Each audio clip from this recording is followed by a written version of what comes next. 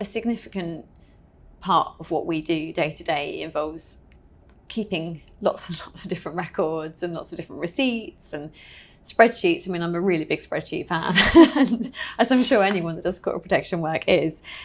What records are really, really important for deputies in terms of supporting the litigation team? What are the most important records that we can be keeping, and how can we best support litigators in that respect? So we keep itemised records of all the expenditure that's incurred on behalf of the individual, so that can be utilised in the claim and reclaimed through the litigation process. And so we will keep records of all of the invoices, all of the receipts, all of the payments that are made ultimately from the funds that we're holding.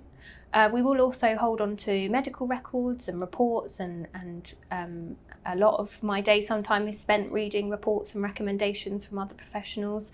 And so that will all be disclosable in the claim, and it will provide the other side with information about the client's progress and how they're getting on actually on the ground.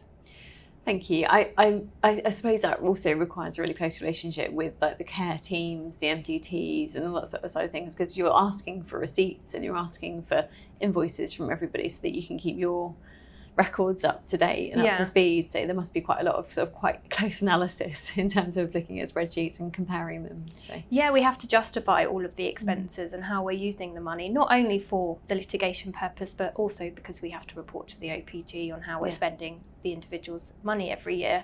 It is a really close relationship, and many of the teams that we work with, we've probably worked with them for many, many years across various different clients, and everyone usually understands why we're making those requests for information, and they have an understanding of the litigation process, but sometimes they don't, and we do have to go through the process of explaining what we're doing and why we're doing it and why we're asking for the information, because it can be quite intrusive for family and for individuals on the ground who are providing to support to have to keep these records, and they may feel under increased scrutiny as a result of that record keeping, but as long as we handle that carefully and try and provide explanations, then usually everyone works very well together to collate that information. Thank you.